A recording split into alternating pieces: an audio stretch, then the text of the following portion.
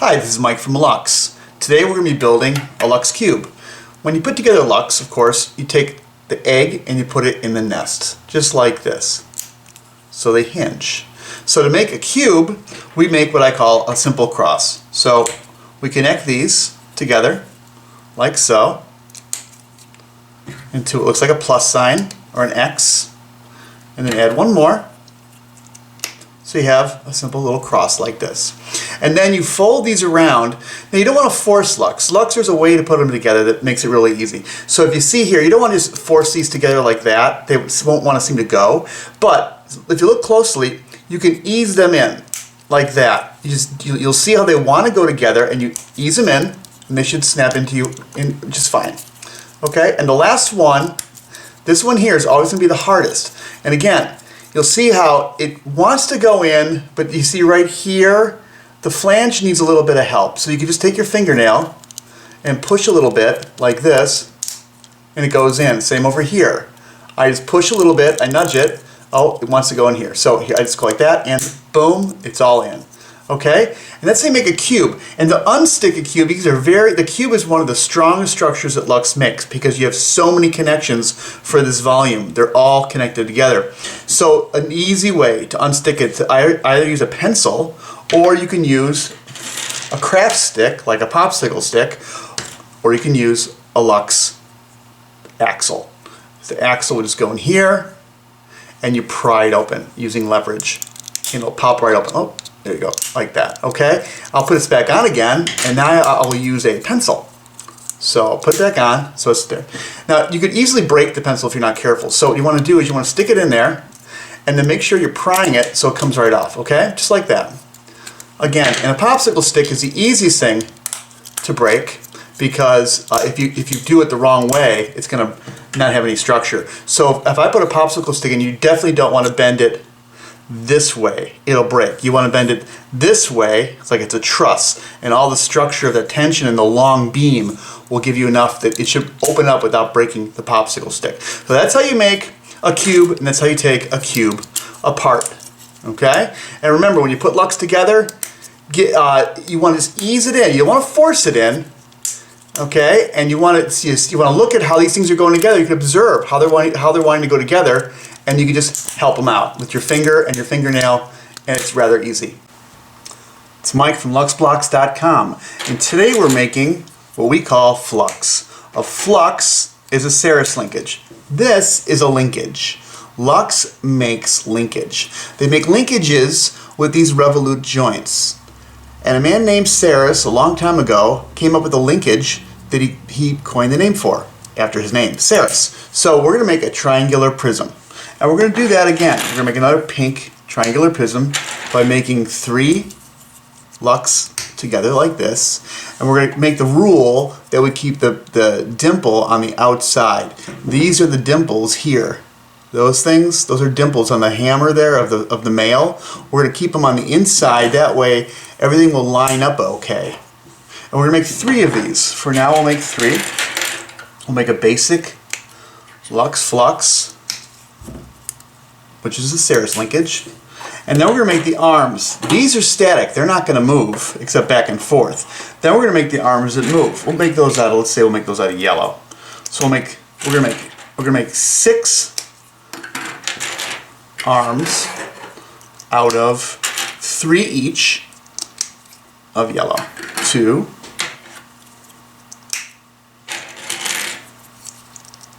3, 3 more. 1,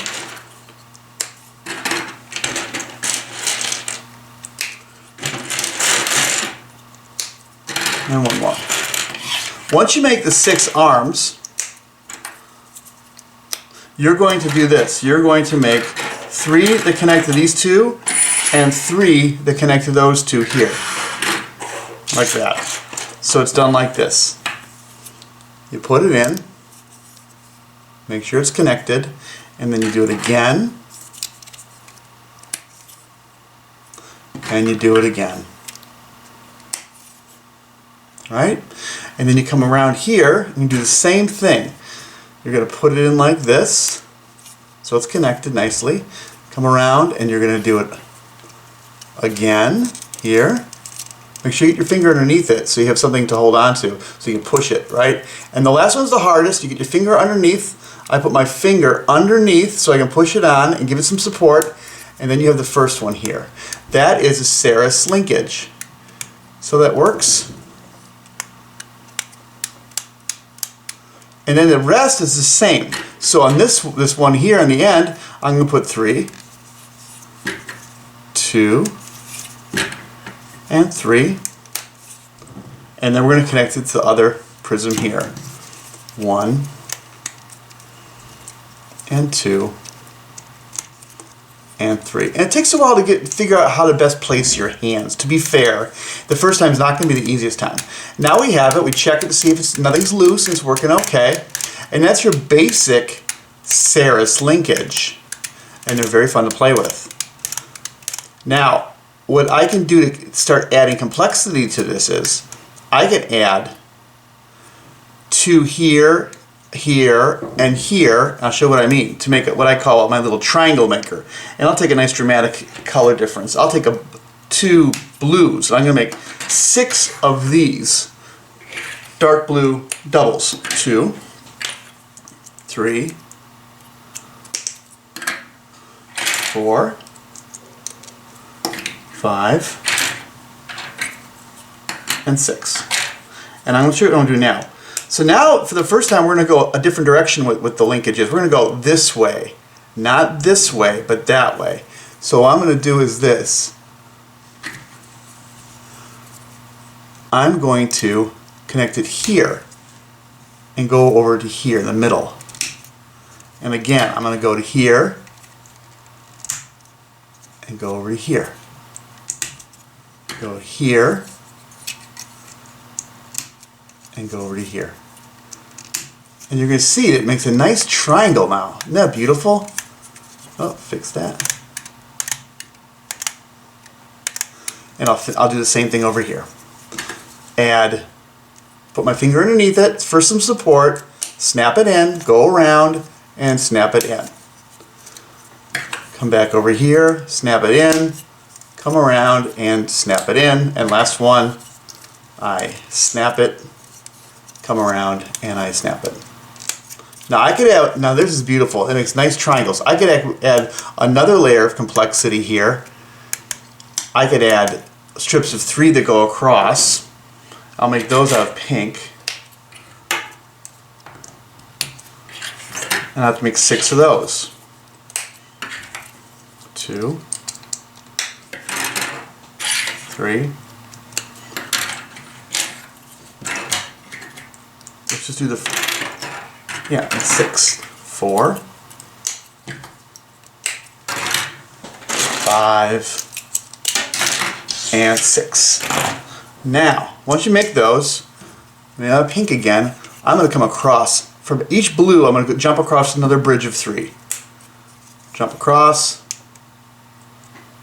like that. Jump across here, like this. And you can see these linkages get more and more complex, but they're all basically the same creature. They're all just a sarrus linkage, or a flux, we call them flux, that are just becoming wider. But they still operate in the same way. But they're more like a complicated machine. So once you put this on, you're going to see, look what happens here.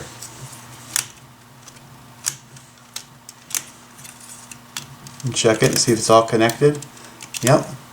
And these can get bigger and bigger and bigger. So this is Mike from Lux, and we will be making a very large flux in the future. It's Mike from Lux BLox, and today we're talking about prisms. You can see the prisms are bounded by rectangles and squares on the sides, and then the top and bottom have the same polygon, and it's either a square or a triangle or a pentagon, a hexagon, and it could be an octagon, it could be any kind of polygon on the top and bottom, but the sides are always bounded by these walls of either squares or rectangles. So let's look at first the triangle. So a triangle prism okay, is basically a triangle on the top and the bottom. The way you would make it is, you can start with just taking 3 Lux, putting them together, and forming them around into a triangular prism. And you can continue that prism on and on and on. If you just saw then, this prism has been bounded so the dimple is on the outside. That's a big thing in Lux you have to be concerned about, because if you're not aware of where your dimples are, you see the dimples are on the inside here. These two prisms will not go together because the connectors are inverted from each other. Okay, so the way I'd make this prism here go onto the other prism is, I would say, since this is smaller, I'll change it and leave this one alone. I'm going to open it up, flip it around, so now the dimples are on the outside, just like this one. And now all I have to do is connect it like this and hinge it right over, and that should snap into place. And I can make this thing very, very long. That's a triangular prism with an open side on the front and the back. I can close this side up by simply adding a trigon. So a trigon would be one of these guys here. This is a trigon. It's a triangular shaped, 3-sided Lux. And the way you do that is, the best way to put a trigon onto something is to take the open end. See, you see here that opening right there? If I use that as my first one to go on, usually that enables you to make a very easy connection for placing it on there. So that's a trigon capping off a triangular prism. There are other prisms too. The square prisms, of course, are rather simple because they're like cubes, right? Especially if you cap it off on the top. In fact, a cube is a square prism. It's just a rather short, very symmetrical square prism, okay? But we can elongate that prism. You can make that indefinitely long. So what I'm going to do now is I'm going to take that off again, that square I just put it on there, and I can cap it on like this. And as you see, that is a square prism, square in the top, square in the bottom, but a long rectangles on the side. You can make this indefinitely long, but to keep it a prism, you have to have the same top and bottom. Square prism. Then we have a pentagonal prism. See the pentagon, polygon on the bottom, pentagon, polygon on the top, but here we have 5 trigons in kind of what really is just a pyramid, because the pentagons, since they have are really equilateral triangles, they will not flatten down into a flat pentagonal shape. They will start rising up. When you have equilateral triangles, and you put 6 of them together, they will flatten out into this nice hexagon shape. But 5 they'll start to force their way up into a pyramid. Okay, so you look at this 5 guy here, this 5 pentagon on top, pentagon on the bottom, but it's a prism. Okay, and if we open it up, you can see how essentially what we had was 5 by whatever. Whatever is the length of the polygon, the height. So what you have here is we have 1, 2, 3, 4, 5, right? 2 tall, 2 TWO tall, and then I snap them together, just like this. See, they're all together over here. And now look what we have. We have this nice pentagon. But if I don't secure the top and the bottom with some kind of structure, you're going to notice that this is a very interesting little polygon, prism, because it'll want to squeeze into other shapes. One shape it'll want to squeeze to right away is a trapezoid. Okay, it's a trapezoid. It'll also want to squeeze into this little house shape right here. Okay, but that's not really as stable. This is more stable. I can put pressure on that trapezoid, and that's a pretty strong little structure. Okay, so that is the pentagon. It wants a shape shift. It's not really structural. The triangle is structural. The triangle, it's not going to go anywhere. The square is also not structural. If I was to take out, I'll just take my pencil here and pop this out here, and I'll take my axle and pop out the other end here. Now I see you have this square prism. That's also is not structural, because now the hinges here, these hinges, okay, these linkages, now it's a 4-bar linkage, and so I want to go back and forth from rhombus, stable, then unstable as it shifts and phases over to the other rhombus on the other side. The square is just the middle of the phase shift. The square actually is wobbly. It has no real structure. There's no force that wants to keep that square square. But if I apply force here, top and bottom, and squish it, it kicks out on the sides and goes into that nice rhombus. If I apply forces here, okay, and free up the top and bottom, it'll want to go to it'll squeeze up in that shape of a rhombus. So you see here how a square is inherently unstable and dynamic, which is actually a nice state to be in. Okay, again, the triangle is stable. The square is not stable. the pentagon is not stable. It wants to squish into these other shapes. And lastly, we'll talk about is the hexagonal polygon. Again, same sides, 2 squares tall, but now we have a hexagon, the top and the bottom. Hexagon is a 6-sided polygon. If I take these trigons off, these 6 trigons, here, and on the other side, put my finger in there, just pop them right off, you're going to see even a more fluid shape. The hexagon will want to go into a 2-sided polygon called, again, an equilateral triangle. Okay, but these things could kick out and form what are called, again, a hexagon. Let's see what else we can shape this into. Oh, I can turn it into like a little parallelogram here. That's nice. A little hourglass shape. Wants to do that. What else can it be shaped into? Let's see here. Not that many things. Oh, we call these chevrons. Aren't those nice? That's called a chevron.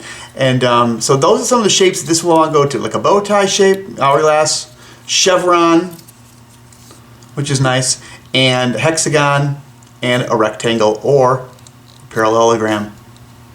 So that is the other prism that we were looking at today. So again, prisms are very easy to make. Usually just start with a strip. Whatever the frequency of the prism is will be the number of pieces on your strip. So that would be a hexagonal, because it's 6. If I took this off and refolded it together and snapped it, of course it's 5, so it would turn into a pentagon. Those are prisms. We'll be revisiting prisms again and again with Lux, because the universe basically has kind of 2 states, I like to think of it as. The prismatic state and the anti-prismatic state. Prisms and anti-prisms. It sounds like science fiction, and it's really cool, and it's real. So I'll see you next time at luxblox.com. This is Mike. Hi, this is Mike from luxblox.com, and what you're looking at is the beautiful pyramid. So pyramids are basically polyhedron, many-siders, that have triangles. In this case, we'll be using only equilateral triangles, the triangles that have the same length on each side. Triangles on their sides, okay, and a different, perhaps, polygon on their base. Here we have an equilateral triangle at the base too. So this triangle has triangles on all 4 of its sides. Even the base is a triangle of the same dimensions. So what we have here is a completely symmetrical pyramid, okay, which is also called in Greek a 4-sider or a tetrahedron. And carbon molecules and many other molecules and atoms are actually organized in configurations of tetrahedrons. So our DNA, for instance, and the structure of who we are can be derived from the beautiful tetrahedron. Okay, so that's a tetrahedron, and it's a pyramid. Okay, the one we're most familiar with is the Egyptian pyramid. Okay, and the Egyptian pyramid and the pyramids in Central and South America are made of a base that has a square, but then it has triangular sides. So that is a square-based pyramid. Okay, if you made its dual on the other side, made a mirror image it over here, you would have an octahedron, an 8-sided polyhedron called an octahedron. We'll be making those later. But this is half of an octahedron, which would be a symmetrical 8-sided, equilateral triangle-sided polyhedron. This is a square-based pyramid, like the pyramid at Cheops in Gaza in Egypt or over in Central and South America. This is a classical pyramid we're used to seeing in architecture. And these are also exist very frequently on the tops of roofs of houses, and probably more noticeably like on a church or an older building. Okay, and over here we have another frequency of pyramid, and this is a pentagonal pyramid. And I put these things on the side, these different colored strips of 3, so you can see the definition of how it's outlined. And this is a pentagonal pyramid. And again, maybe you can't notice it, but each one of these sides is the same triangle shape as the other ones. Okay, they're all sided with these triangles, but they all kind of blend together here. But if I bend them like this, you can see it more clearly. So that's a triangle, and there's 5 of these on this one. This one bends nicely into this Y shape here, and you can morph it around, and it's a very dynamic, moving kind of shape that you could change into all different kinds of configurations, which is really nice. So this is a pentagonal pyramid, 5 equilateral triangles on its sides, but a pentagonal base, a pentagon or pentagonal base. So those are 3 of the pyramids I want to share with you today. And how you put these together is rather simple. So if we look first at the tetrahedron here, this triangle-based pyramid, you can see that it's made out of these 3 shapes. We can open them up right here. Reason why I didn't show you a hexagonal pyramid is you can see right here when I open this up, and it flattens out. If I put 3 more triangles here, you wouldn't even be able to make a pyramid. It won't stand up because they all will flatten out perfectly flat. So with equilateral triangles, you can't make a pyramid with equilateral triangles that's a base 6 pyramid. It won't work. It'll be completely flat. But the minute you subtract a pyramid, and I could prove that right now. In fact, I'll prove it to you because that sounds like made up. Like, why can't I do that? So instead of just saying that's true, I will take these right here. I'll make one out of that square pyramid I had. I just destroyed my square pyramid for you because it's worth it. So I have these 2 pyramids, these two sections that are both, if I fold them up, they're both tetrahedrons. They're both 3 sides at the top with a base, okay? Aren't those nice? Look at that. Unless I want to marry them together, make a bigger pyramid now. Not a 5, but a 6 pyramid. So I'll open this up and its 3 sides will be shared. With these sides over here, we're going to share them. But as they come together, okay, and I share them, they're going to get flatter and flatter until they fit perfectly together. And when we snap these together perfectly, just like this, snap. Hey, it doesn't want to come up. It's just pretty flat, right? Its cousin over here, the 5er, beautiful pentagonal pyramid, look at that. But this guy is just flat because the angles all equal up to 360 degrees and make a nice, beautiful flat. But when we substitute, let's do a little subtraction. Let's substitute out this guy. Let's take him away. So I'll take out this triangle here. I'll substitute it out. I'll take it out. Literally ripping it out.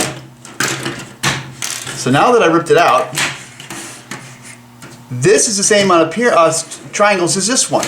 Let's see when I make this pie go together here. Well, watch what happens. It'll kind of want to, if we let it here, yeah, it'll want to rise up. You see how it just rose up? It'll flatten out again. It'll rise up and round out and develop a form off the tabletop and flatten out again. So this is a hexagon minus 1 triangle.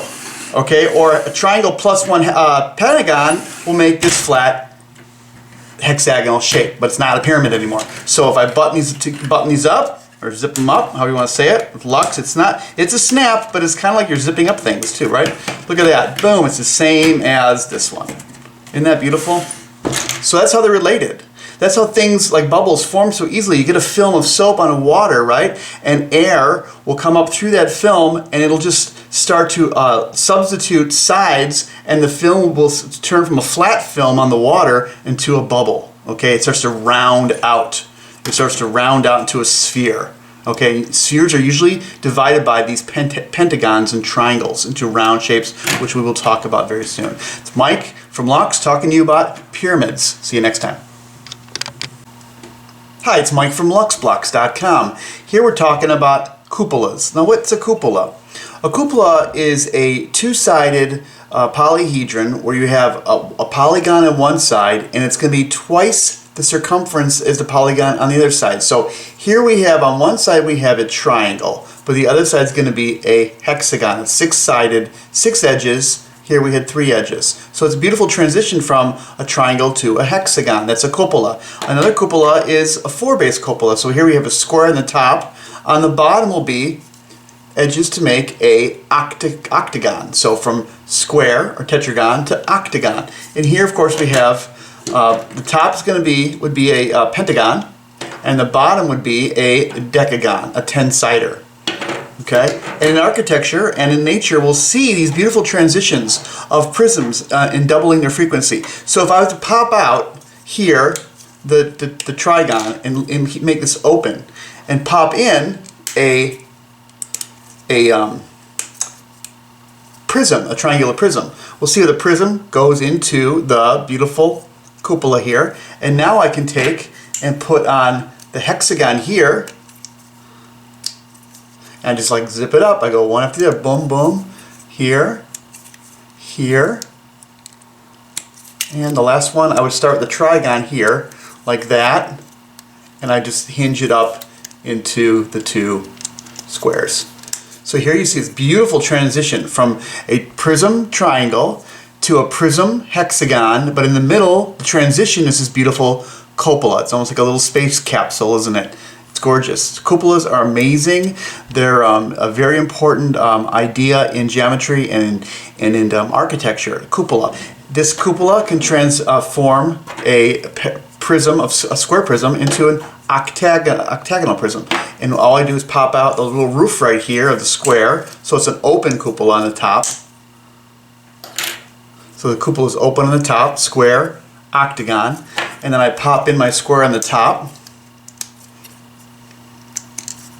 I can put my finger underneath so I have a little bit of assistance so I can push against when I'm pushing into it so I don't break anything. And then underneath I can push in my really cool octagon. What I'm going to do here is I'm going to unzip the octagon. I'm going to take it apart so I can go one piece at a time. So here we go. One, and then come right around and put them in one at a time. Each one I get a little bit of assistance to as I come around. And the more you do it, the stiffer it gets. It starts to stiffen up into its form. The last one, I'll take this out again. So it's open here. And I'm going to put it into the trigon first. So it hinges on that trigon. See that? I'll do a little profile so you can see that, how it's hinging. And it'll come over into the squares.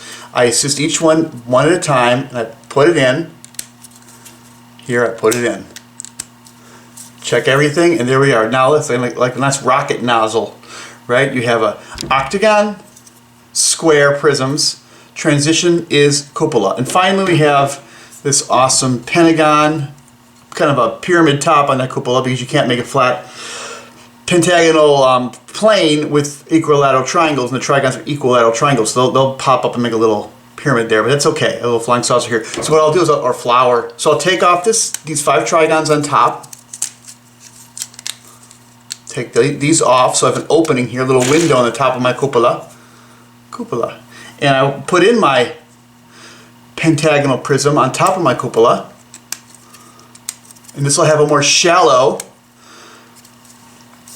dish being formed than the other ones because it's a flatter pyramid, the cupola here. So now what I'll do is I'll open up this guy, this decagon, the 10-sider, and I'll start to come around and snap these into place one at a time. Put my fingers through here to offer support. You always want to offer a counter support. You just don't want to press down on your nice structure because you might crush it. You got to offer a counter support so it'll all go together real nicely. And the last one, I always take it off and I re-put it on here on the square here. Actually, this will be fine. And so now I'm going to come into my 2 squares like that. It seems to work a little bit better. Last one here. And then I have this really nice wide transition from a pentagon here that's a prism to an octagon here that's a prism, but look at how they transition, the cupola transitions them. And these aren't gyro, which means these aren't being knocked over one. These are actually, these 2 here are together and the gyro's here because of course the decagon's got twice as many as the pentagon. 10 here, 5 here. So those are cupolas and prisms, transitioning between prisms, and that's a really nice thing, these cupolas. Mike from LuxBLox.com. Hi, it's Mike from LuxBLox.com. Remember, these are cupolas with the top open here, and these are what we call a bicupola and a gyro bicupola. What the heck is that? So a bicupola is essentially a cupola with a mirror image of the same cupola underneath or on top. So it's like a sandwich with 2 same pieces of bread. A cupola here and the same cupola here. And the sides you'll see the way they meet is square on square, triangle on triangle, all the way around. So it's called a bicupola. It's very symmetrical. It's bilateral symmetry. Okay? But look at here. When you hear gyro, you know it's been rotated, like spiral gyro. You know it's been rotated around one. So not completely, usually it's half. Okay, so here, look what we have here. It's a cupola on the top and the same cupola on the bottom, but look, it's been rotated. So now the square is underneath the triangle, and the triangle meets the square, and the square meets the triangle. So it's the same cupola on both sides, but they're offset by 1/2. Okay, by 1/2. So that's a gyro bicupola. So if I was going to build these, I'd take my little cupola here, right, and then I would add a bicupola.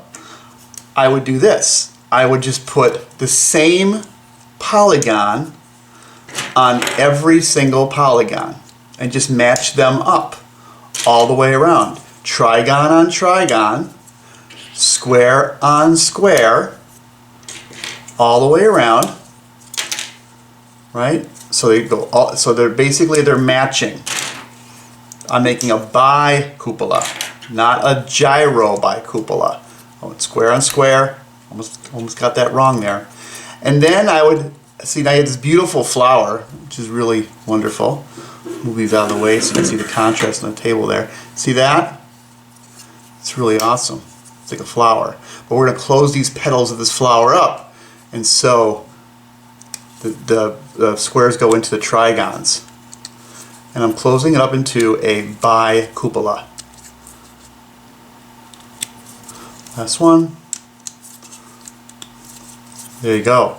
That's a bicupola, and I could snap a square in the top and a square in the bottom if I wanted to as well. So that's a bicupola, and you could even put in a nice square prism if you wanted to, which would be totally awesome here, and make a kind of a transition again from, like we did in that other video where we transitioned from cupolas into prisms. But now you're transitioning from a cupola into a prism back into a cupola, all right? And if you did a prism on this side over here, it would go in the same direction. That prism would be going in the same direction as the other prism, because a bicupola maintains bilateral symmetry, so everybody keeps going in a straight line and they don't gyro over. They don't gyro over. Okay?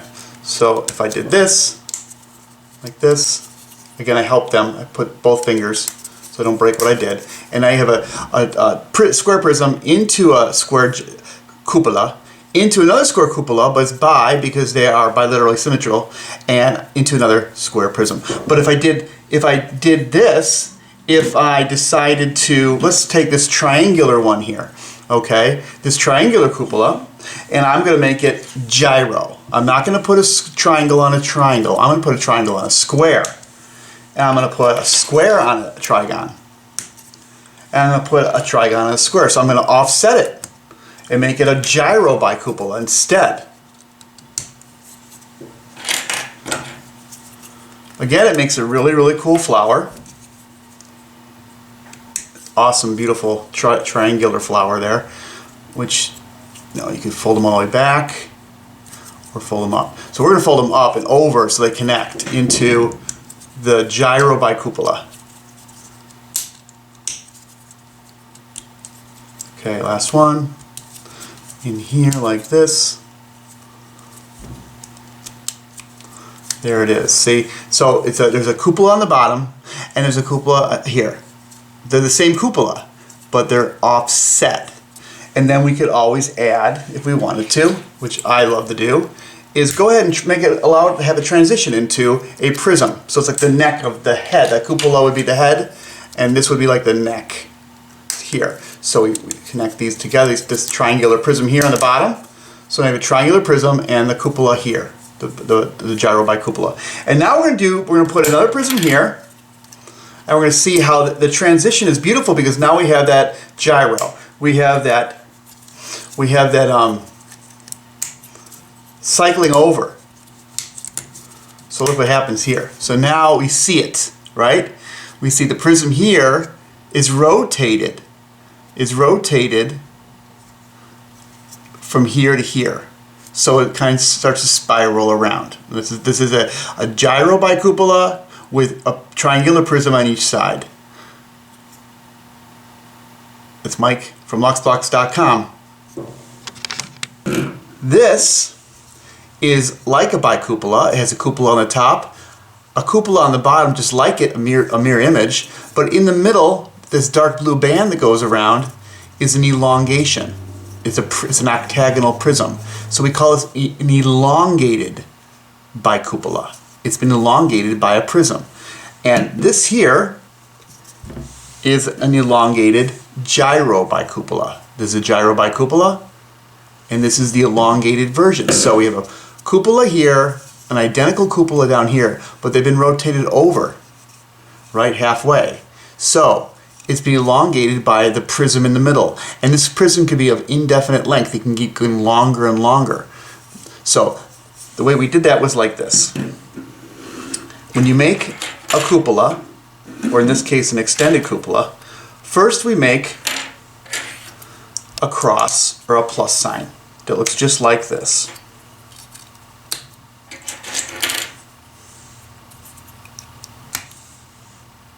And then I take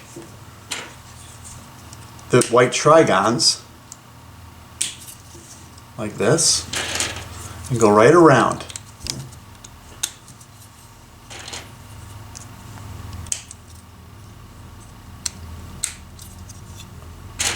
Until I make a cupola. In this case, a square cupola. And then I add my circumference of a blue octagon, just like in this one. And all I do is take a strip of blue and make it 8 lux long, 8 lux squares long, like this. Sometimes it's faster just to put on the table and snap them together like this until you have 8. And then once I have 8, I go around and start snapping them on.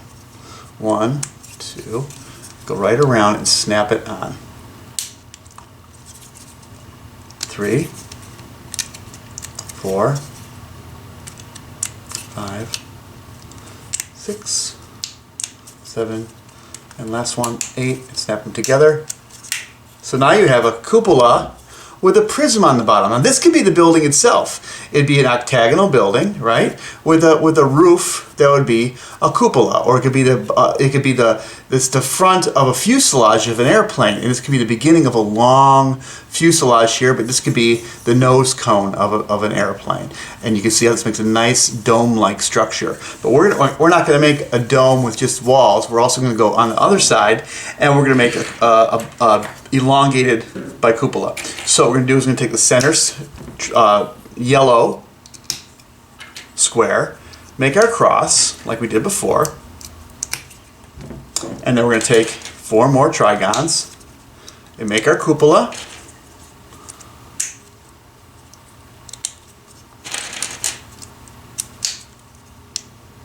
See how I try to help it in? I try to help it in. You don't just force them. You kind of nudge them in. It makes it a lot easier. So there you go. There's a nice cupola. And now I put this one here, like so.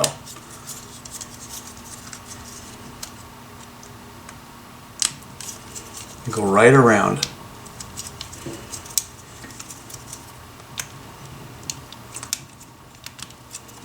They snap right in. And the cupola is a pretty strong structure, so it'll get itself in pretty well. So that's how I did it. That is a gyro bicupola. It's gyro because it's elongated. I almost forgot. Elongated gyro bicupola because look at cupola, cupola, elongation, the blue. But remember, I rotated this one over, and the other one would have been the same except I wouldn't have rotated it. Hi, it's Mike from LuxBLox.com. One of the things Lux makes are these beautiful, what I call membranes. Now, this single strip of Lux is pretty interesting and fun, but when you put them in concert with other Lux shapes, we're going to make a strip now that's alternating between strips of squares and strips of trigons. So when we snap these together, you're going to start to notice some really wonderful movements and also strange things that these movements want to make. So when I just put these 2 rows of trigons and this row of squares together, it makes a really beautiful back and forth motion like I just did, but it also squishes inward. It squishes inward. It almost makes like a face, like, right? So you'll get this beautiful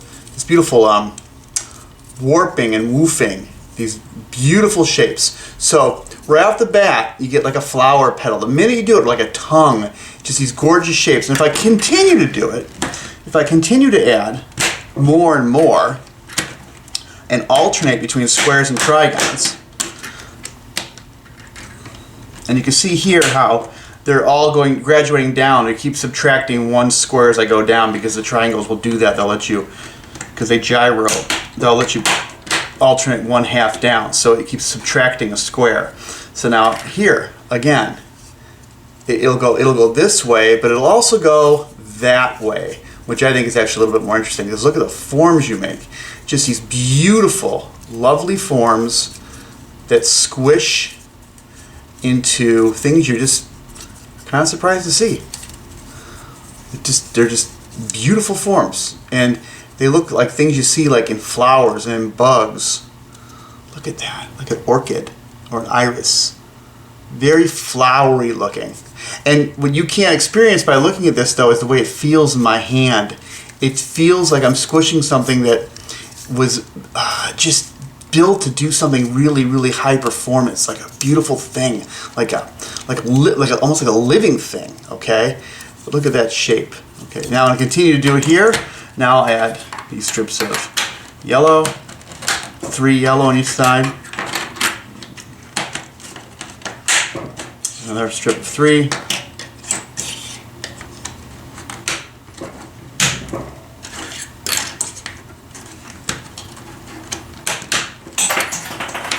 Two here, and 2 here. And again, wow, it just, every time I add more, it does something a little bit different. It's hard to see that, but it's just so cool. And it wants to make like a boat shape or something, or a seed pod shape. Just curls right around. Again, very natural feeling, very much like it reminds me of a seed or a leaf or a boat. It's got that very three-dimensional feel to it. And I'll put the final triangles on. So it goes down to 1 square on each side. On your creature feature, you might want to consider membranes, because remember, fish and all different kinds of sea life have, and even think about birds, they use membranes like feathers and wings. Think about a bat and its skin. They use membranes to move through the air or through the water like a worm, okay? And they morph their shape, they warp their shape to best adapt to their environment, right? So they might want to squeeze around something, get through something smaller. So shape-shifting is a part of life. Shape-shifting is what we do as creatures. We're always shifting our shape to get through something, to get around something, to move out of the way. We're always shifting and changing our shape. So look at that. So this is called making a membrane out of trigons and squares, and I would strongly encourage you to experiment with this, because it leads to amazing discoveries of new kinds of forms. It's Mike from LuxBLox.com. See you next time. Hi, it's Mike from LuxBLox.com. Today we're talking about joints and moving limbs. Lux is a biomimetic tool or toy or art medium, however you want to call it. But what Lux does is, since it uses the geometry of nature and the structure of nature, because it uses these revolute joints, it'll imitate very natural looking forms, because it's using the same construction principles. So what you see here is a kind of an appendage that has all these different joints. And the way it works is like this. Between these solid prisms are these trigons that look like this, and they move in a really wonderful way. So what happens is, when I connect these prisms together, like so, I make a prism, and I'll make another triangular prism, and between that I will take 1 square and connect those prisms together, like that. But see, that gives me too much freedom. It doesn't give me really any structure at all. It'd be like spaghetti. It wouldn't really have any strength. But the minute I add these 3 trigons on each side, it stiffens it, but it also allows it to move. And you get this beautiful articulation that feels like, acts like, looks like a living hinge. And that's how this was achieved. That's how this motion was achieved. And when we do, we call creature feature in Lux, what we want students to do is to make creatures with the Lux BLox and really talk about why they gave their creature different features. Do those features help them in their adaptation in their environment? What do those adaptations do to help their survival? Do they help them move? Do they help them grab things? Do they help them latch on to things? So this is one of the great features that structures have made, where a structure can transition between something that doesn't move and is solid and armored, like this shell right here and this shell right here, but in between them is a transition state where it allows motion. And together with a lot of those things in series, you can get a significant amount of motion. So much motion that it could actually curve and bend and go in all different kinds of directions. This is Mike from LuxBLox.com. Hi, it's Mike from LuxBLox.com, and today is an edition of Creature Feature. And today my creature I'm featuring is a very interesting creature. It has a combination of features I want to talk about, but can we identify what this person did when they made their creature? It's hard to see the whole thing in my camera because it's so darn big. But what they did was they made kind of like what looks like it might be microscopic, but it definitely is a kind of aquatic animal. And I say aquatic because look what they put back here. Look at this creature. Look what they put back here. They put a flux, which definitely could help this creature move. Right? You can say they did a 4 flux, prism of 4, 4 strips of 3, another prism of 4, and then look what they put here. They put a cupola here. They put a cupola, and then they put an elongation of that cupola by adding 2 more rings of octagonal prisms, which we talked about in other videos, and then they capped it off with another identical cupola over here of 4 trigons and 4 squares. And then what they did was they jumped right to another cupola just like this one over here. And then they did a gyro. They did the same cupola as this one, but they gyroed it over, so now this is a gyro bicupola right here. And then they thought they'd be clever, and on this thorax area, this is the abdomen, and this would be the thorax area here. This should be the head. They put another gyro bicupola with different colors. And then they had these 8 connections waiting for them. So what they did was the 4 connections, they used another half of a cupola, or a cupola right here. They put a cupola, if you can see that cupola, black and white, and they added 8, you can see the cupola better here. See it? That's the cupola right there on the mouth. And they added 8 tentacles. They added 8 tentacles, and that's their creature. It's gonna, oh, a tentacle fell off. It's gonna eat the camera.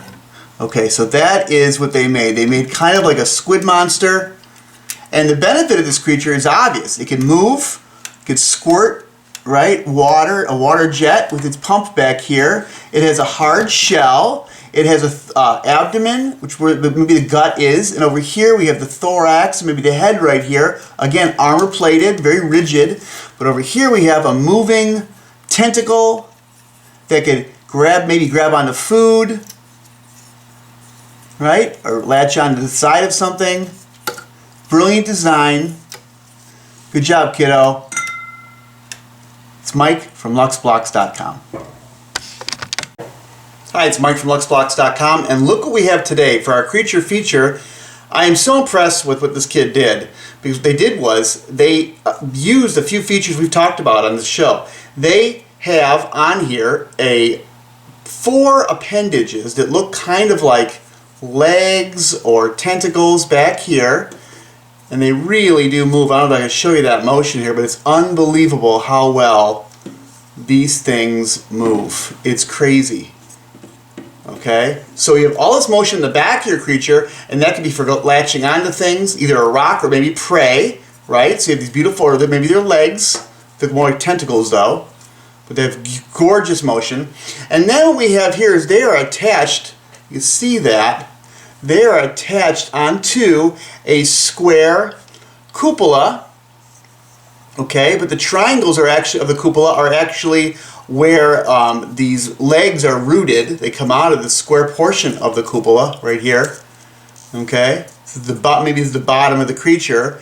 And then what we have here is we have a elongation of the cupola with this prism, this octagonal prism. Another cupola here. So this is an elongated bicupola. And then what they did here, they put a gyro bicupola. The square is hooked onto another gyro bicupola. If you don't know what a gyro bicupola is, go back to the video where I talked about bicupolas and gyro bicupolas, because that's what this is. It's a gyro bicupola. And they finished the creature off with the most amazing thing I've seen yet. They have here, this pink and black thing is a cupola, but then what did they do? They put on these 4 attached membranes that do this crazy thing. I'm going to show you if you can see that. They open up. I'm going to close this. I have more room here. They open up into like this flower shape. Do you see that? And this whole thing will actually move. It'll open and close. Look at this. This is crazy. Do you see that? It's almost like it's muscular. It'll just snap close. The whole thing moves together like a machine. It's just basically an extension of the cupola. And these things will fold around. And again, this reminds me of a Venus flytrap or something, because it will fold around and grab onto something and make a cage. Like a cage. And an animal like this might have either teeth, or this one might be so primitive, it might actually have a gut sac that comes out inside this little cage it made, grab onto the prey and pull it back in, or it might inject. It might actually inject inside this little cage here. It might inject its abdominal fluid, its digestive juices, and the creature will just sit inside this cage and slowly digest. And this creature will just suck in the nutrients from the digesting dead animal inside of its cage. Awesome. So this creature looks like it would have many, many survival adaptations and make it pretty treacherous. You know, it might want to eat another creature like the one we made, like maybe this creature over here wouldn't have a chance against this creature. Maybe it would just be totally devoured by this creature. And that's another thing you could do with your class and creature features, is talk about whose creature might have the most chance of survival in comparison to the other creatures in the class. Because some kids are going to come up with ideas that are very, very smart, that might make their creature both a predator and a very clever animal to get away from a predator too. So this creature looks like it really is a predator. That flower is not really a flower, but it's a giant mouth with arms that come around and grab onto things and pull them into its mouth or its stomach. It's awesome. Good job, kiddo. And these legs were great too. Look at these legs. They're just crazy cool. So that's our creature feature for the day. And I'll go over it one more time. The person here made a 4-leg appendages with triangular prisms attached by 3 trigons and a square that would bridge them. So you have a triangular prism, is blue, here's a triangular prism, then a 1 square with 3 trigons on each side. And that's what makes that hinging motion. That's what allows that hinging motion. That's how this is made. This is a cupola. The bottom's a cupola, and it's elongated cupola, meaning they added a prism here, an octagonal prism.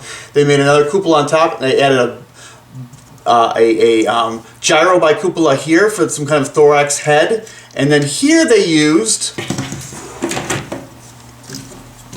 if you can see here, this is a cupola, okay? But then they added these membranes. They added membranes here. They added these. First, they probably put these purples on here, these 2 strips of 2 around, and then they added this membrane, which basically is these 5 yellow, right? I don't think it's black right now, and they just surrounded it. The tip is black. They surrounded it by trigons. Okay, so the trigons give this thing all that motion, mechanical. It's like a door. The whole thing just shuts right up. It's just so beautiful. Great job. It's Mike, Creature Feature, luxblox.com.